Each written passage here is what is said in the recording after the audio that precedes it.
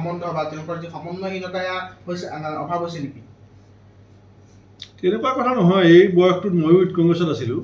এই বয়সটোত এতিয়া NSY এজন ৰাজ্যিক সভাপতি, ইউথৰ এজন ৰাজ্যিক সভাপতি, আৰু মই পেৰেণ্টৰ ৰাজ্যিক সভাপতি।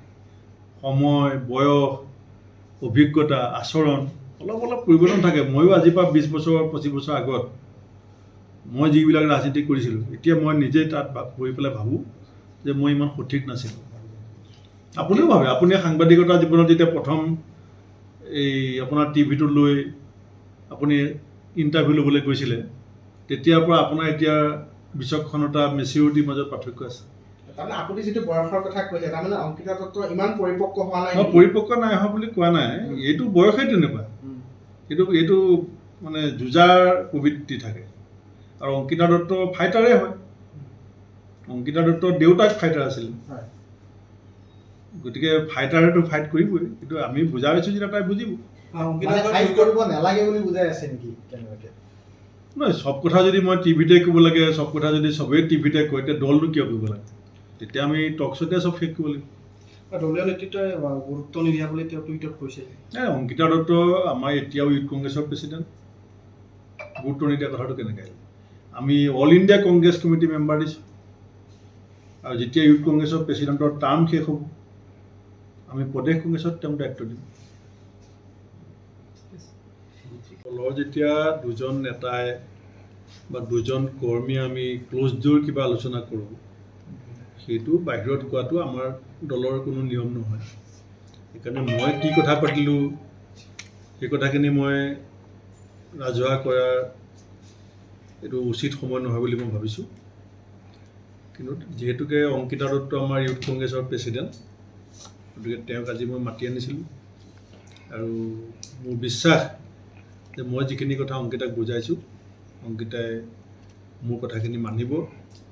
আৰু তেওঁ অলপ খং আছে, আৰু বয়সৰো থাকে। বয়স হিচাপে কেতিয়াবা মোৰো খং উঠে। খং উঠিলেও মই নিজক বুজাওঁ, তাই যুৱনেত্ৰী, মোৰ বয়সৰ ফালৰ পৰা ক'বলৈ গ'লে সৰু ছোৱালী। গতিকে তাইৰ দেউতাক আমাৰ দলৰ এজন ডাঙৰ নেতা আছিলে, আমাৰ সভাপতি আছিলে, আমাৰ নেতা আছিলে। আৰু তাইৰ ককা দেউতাকো শিৱসাগৰ মিউনিচিপালিটিৰ সভাপতি আছিলে। গতিকে বংশগতভাৱে কংগ্ৰেছী। গতিকে এনেকুৱা এটা সময়ত তাই কিবা এটা খঙৰ ভমকত কৰিছে বুলি মই ভাবিছোঁ। আৰু মই যিখিনি কথা তাইক বুজাইছোঁ, মোৰ দৃঢ় বিশ্বাস যে তাই মোৰ কথা শুনিব আৰু মানিব। অভিযোগটো দিছে যে কেন্দ্ৰীয় যিগৰাকী ইউথ কংগ্ৰেছৰ সভাপতি আছে, তেওঁ বিভিন্ন ধৰণে শব্দটো কৈছে যে হাৰাছ বুলি ইংৰাজী যোনটো কয়, হাৰাছ কৰিছে মেণ্টেলি। সেই অভিযোগৰ যুক্তিযুক্ততা আছে নাই? মানে বয়সৰ কাৰণে কিছুমান কথা বেলেগ হয়। এতিয়া মই অংকিতাৰ নেতা, বয়সতো ডাঙৰ, গতিকে মই অকণ টানকৈ ক'ব পাৰোঁ। তেতিয়াহ'লে তাইও কালিলৈ ভাবিব পাৰে মোক দাদাই হাৰাছ কৰিছে। টানকৈ মই ক'ব পাৰোঁ, কোৱা মোৰ অধিকাৰ আছে।